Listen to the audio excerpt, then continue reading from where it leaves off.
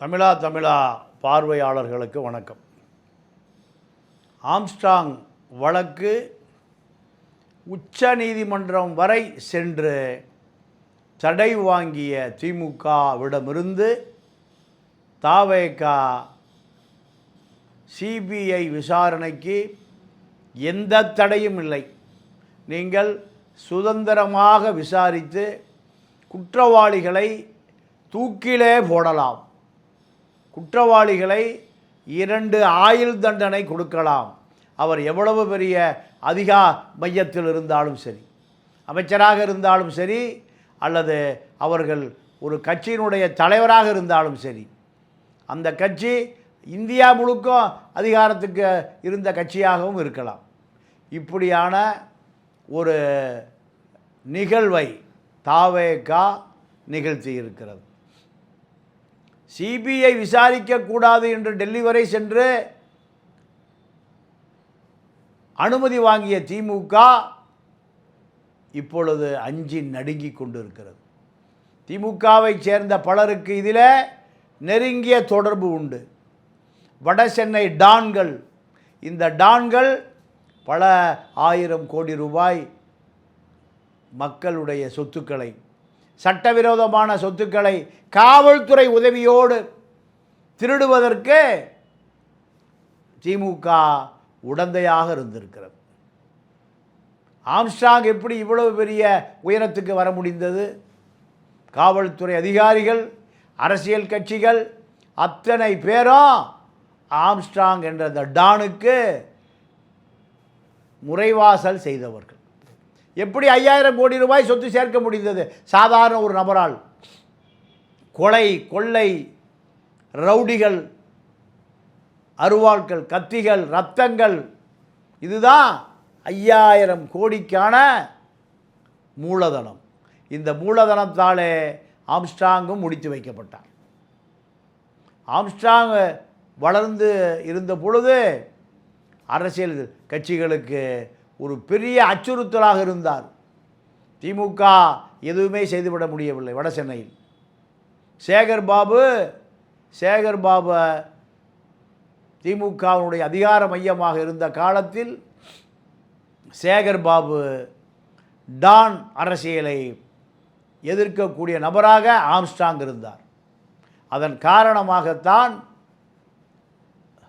சேகர் பாபு அதிகார மையம், திமுக தலைமை, திருவேங்கடம் உட்பட 3 பேர் கிளை சிறையில் இருந்தவர்கள் சுட்டு கொல்லப்பட்டார்கள். அவர்கள் விசாரணையை திமுகவை நோக்கி, சேகர் பாபுவை நோக்கி, செல்வ பெருந்தகையை நோக்கி நகர்த்த முடிந்த காரணத்தினால் உண்மைகள் புதைக்கப்பட வேண்டும், உண்மைகள் சுட்டு கொல்லப்பட வேண்டும். திமுக விரும்பியது அன்றைய அதிகாரி அருண் ஐபிஎஸ் செய்து முடித்தார். அப்படி செய்து முடிக்கவில்லை என்றால் அவர் கன்னியாகுமரிக்கு தூக்கி அடிக்கப்படுவார். இதுதான் திமுகவினுடைய மாடல், திராவிட மாடல். அத்தனை அயோக்கிய அரசியல், ஏமாற்று அரசியல், மோசடி அரசியல் ஒட்டுமொத்தமாக குத்தகை தமிழ்நாட்டுக்கு அறிமுகப்படுத்தி விரிவுபடுத்தி அதை தேசியமயமாக்கிய கயவன் கருணாநிதி கும்பல் இன்னும் அந்த எச்சங்களை, தொச்சங்களை ஸ்டாலின் வழியாக, உதயநிதி வழியாக தொடர்ந்து செய்து கொண்டிருந்தது. மக்களால் பொறுக்க முடியவில்லை. மக்களால் தூக்கி எறியப்பட வேண்டிய நேரம் வந்தது. தவேக என்ற ஒரு கட்சி 2 வருடங்களுக்கு முன்பு உருவாக்கப்பட்டது. அந்த கட்சியை மக்கள் நம்பினார்கள், ஊழலை தூக்கி எறிந்தார்கள். இந்த ஊழல் தூக்கி எறியப்பட்ட பிறகு தவேக ஆட்சி உருவாகும், இந்த வழக்கு மீண்டும் எழும், சாட்சிகள் அளிக்கப்பட வேண்டும், கோப்புக்கள் கொளுத்தப்பட வேண்டும் என்று அன்றைய திமுக தலைமை சேகர் பாபு, செல்வ பெருந்தகைகளெல்லாம் திட்டம் போட்டு செய்தது தான் இந்த வழக்கு பல திரைமறைவு வேலைகளை சந்தித்தது. சிபிஐ தலையிட்டால் உண்மை குற்றவாளியை அது நெருங்கிவிடும். மாநில அரசு தன்னுடைய கட்டுப்பாடு இருக்கிற காரணத்தினால் ஏவல் துறை அதிகாரிகள், காவல்துறை அதிகாரிகள் இருக்கிற வரை இங்கே ஜாங்கிட்டுக்கள், ஏகே விஸ்வநாதன்கள் போன்றவர்களெல்லாம் நீங்கள் பல கோடிகளை குவிக்கலாம். ஆம்ஸ்ட்ராங்குடைய எதிரியான அஸ்வத்தம்மன், அஸ்வத்தினுடைய அப்பா நாகேந்திரன், வட சென்னையில் பெரிய பெரிய தொழிலதிபர்கள் பணம் கோடிகள் குவிக்கப்படுகிற பொழுது அங்கே இந்த அஸ்வத்தம்மன் கும்பல் இருக்கும், இல்லை என்றால் சேகர் பாபு கும்பல் இருக்கும். காவல்துறை அங்கீகாரத்தோடு ஆம்ஸ்ட்ராங் கும்பல் இருக்கும். மூன்றையும் தவிர்த்து விட்டு எந்த தொழிலதிபரும் தப்ப முடியாது. வட சென்னையில் ஸ்கிராப் பல ஆயிரம் கோடி ரூபாய் கள்ளச்சந்தை வியாபாரம். இவர்களை மீறி யாரும் அந்த தொழிற்சாலையில் இருக்கக்கூடிய கழிவு இரும்புகளை, துத்தநாகத்தை, செம்புகளை யாரும் எடுத்துவிட முடியாது. அது ஒரு இதற்காக பல கொலைகள் நடந்திருக்கிறது, பல உயிர்கள் பலியிட்டிருக்கிறது, பல பேர் ரத்தம் சிந்தி இருக்கிறார்கள். ஆனால் இதுக்கு பின்னால் ஆளுங்கட்சி கண்டிப்பாக இருக்கும். ஆளுங்கட்சி இருக்கும், ஆம்ஸ்ட்ராங் இருப்பார், அதே போல் சேகர் பாபு இருப்பார், செல்வ பெருந்தொகையும் இருப்பார். இவர்கள் ஒருவர் அதிகார மையத்தோடு காவல்துறை வைத்துக்கொண்டு அத்தனை விதி மீறல்களையும் செய்பவர் தான் சேகர் பாபு. சேகர் பாபு துர்கா அம்மாவிடம் தட்சணையை கொடுத்து விடுவார். இப்பொழுது அந்த ஆடிட்டர் சமயமூர்த்தி ஆதவர்ஜுனா கட்டுப்பாட்டில், ரத்தீஷ் அத்தனை இஸ்ஸுகளும் இப்போ ஆதவர்ஜுனா கட்டுப்பாட்டில். காவல்துறையே கமிஷன்களுக்காக ஒருவரை கடத்தி வைத்து அடித்து உதைத்து மிரட்டி வசூல் செய்கிற கட்ட பஞ்சாயத்து நீதிமன்றத்துக்கே போகாமல் தாம்பரம் கமிஷனர் மாற்றப்பட்டதுக்கு பின்னணியில் பல கோடி ரூபாய் கமிஷன் கட்ட பஞ்சாயத்து ஆள்கடத்தல் இருக்கிறது. இதை கமிஷனரே செய்கிறார். அதன் காரணமாகத்தான் பாதிக்கப்பட்டவன் நேரடியாக டிஜிபியிடம் போனார், நீதி கிடைக்கவில்லை. முதலமைச்சரை தொடர்பு கொண்ட பொழுதுதான் நீதியே கிடைத்திருக்கிறது. திமுக காலத்தில் எங்கேயுமே நீதி கிடைக்காது. அவன் சொத்துக்களை எழுதி வாங்கி கொண்டு விரட்டி விடுகிற வேலை தான் நடக்கும். இப்பொழுது ஆம்ஸ்ட்ராங் கொலை வழக்கு சிபிஐ நேர்மையாக விசாரித்தால் சிபிஐ மீதும் நேர்மையாக விசாரிக்கும் என்று சொல்ல முடியாது. சிபிஐ அதிகாரிகளை கடந்த காலத்தில் ஊழல் செய்கிற உயர் சிபிஐ அதிகாரிகளை சவுக்கு இணையதளத்தில் ஒரு செய்தியை பதிவிடுவார்.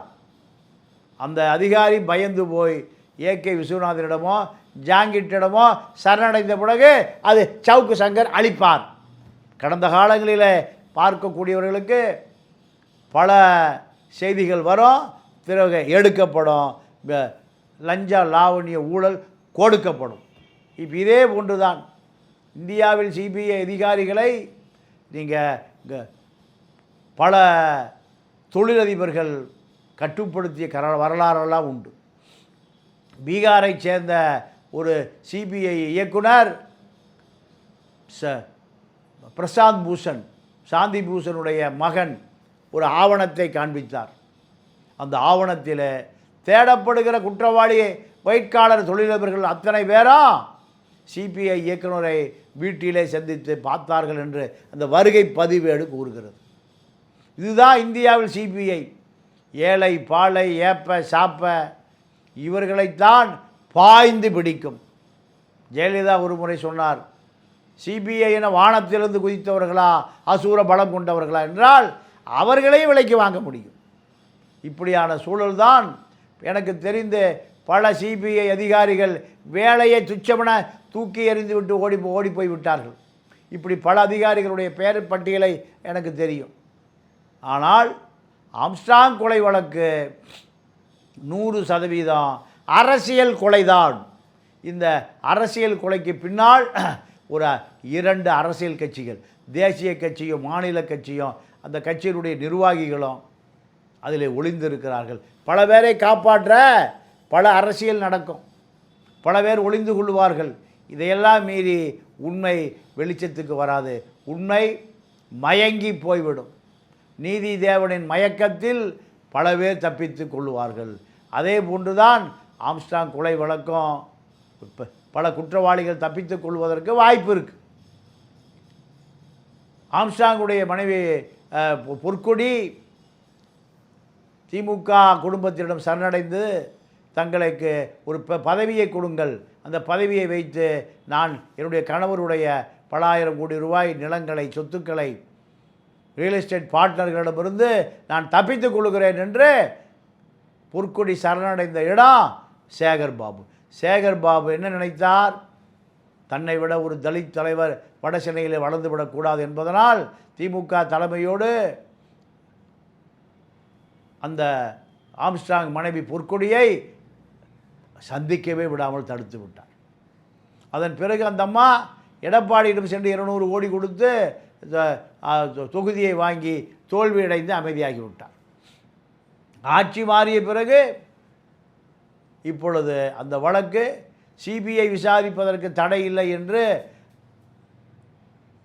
திமுக வாங்கிய தடையை தாவேகா உடைத்திருக்கிறது. இந்த குற்றவாளிகளுக்கு பின்னால் கண்டிப்பாக தண்டனை கிடைக்குமா என்றால் 2 குற்றவாளிகளும் பல ஆயிரம் கோடியை வைத்து கொண்டிருக்கிறார்கள். அவர்கள் சாதாரண காவல்துறையை கையாளுவதைப் போல சிபிஐயை கையாண்டு தப்பித்து கொள்வதற்குத்தான் வாய்ப்பு இருக்கிறது. விஜய் அவர்கள் பழனி கோயில் நிலம் 100 கோடி ரூபாய் கொள்ளையடிக்கப்பட்டது. யார் இந்த கருப்பு ஆடு? 2 துறைகள், ஒன்று பத்திரப்பதிவுத்துறை, இன்னொன்று இந்து அறநிலையத்துறை. 2 பேருக்கையே கட்டுப்படுத்துகிற அதிகார சக்தி யார்? முதலமைச்சர் அலுவலகத்திலிருந்து வந்த உத்தரவுப்படி தான் அதிகாரி மாற்றப்பட்டார். காவல்துறை நடவடிக்கை எடுப்பதற்கு தயங்குகிறதா? லஞ்ச ஒழிப்புத்துறை நடவடிக்கை எடுக்க தயங்குகிறதா? விஜயை இயக்குகிற அதிகார மையம் யார்? விஜயை இயக்குகிற அந்த அதிகார மையம் யார்? விஷ்ணு ரெட்டியிடம் மணல் கொடுக்கப்பட்டிருக்கிறது. சேகர் ரெட்டியை போல விஷ்ணு ரெட்டி, அதே போல் இந்த ரெட்டி ஆட்கள், தமிழ்நாட்டை சூறையாடுகிற இந்த ரெட்டி குரூப்ஸ், இவர்கள் அதிகாரிகள் அடித்த பல கோடிக்கணக்கான ரூபாய் லஞ்ச லாவண்களை வைத்து சிப்ராஸ் எல்லா அதிகாரியுடைய கோடிக்கணக்கான மக்கள் சுரண்டிய பணம், இதை வைத்துக்கொண்டு பெரும் பெரும் கட்டுமான நிறுவனங்களாக ஜெயின் பில்டர்ஸ், அப்பாசாமி பில்டர்ஸ், எங்கு திரும்பினாலும் ஊழல் அதிகாரிகளுடைய பணம் 1000 கோடி 2000 கோடி. பாசியம் கன்ஸ்ட்ரக்ஷன்ஸ், ஜி ஸ்கொயர், இவர்களுடைய சொத்துக்களை பறிமுதல் செய்தாலே 2 தமிழ்நாட்டினுடைய பட்ஜெட்டை போட்டு விடலாம். அவ்வளவு கோடி மக்கள் வரிப்பணங்களை Karthik IAS, Prakash IAS, Sabiran IAS, Pratap Yadav, இப்படி பல அதிகாரிகள் கோடிகளை குவித்து கொண்டிருக்கிறார். இவர்களை உளவுத்துறை, மத்திய மாநில உளவுத்துறை கண்டும் காணாமல் இருப்பது எதற்காக? இவர்கள் அவர்களுக்கு தேவைப்பட்டவர்கள், வேண்டப்பட்டவர்கள் என்பதை தவிர வேறு என்ன இருக்க முடியும் இங்கு? ஆக இவர்கள் தப்பித்து கொள்வதற்கு டெல்லியில் ஒரு லாபி வைத்திருக்கிறார்கள்.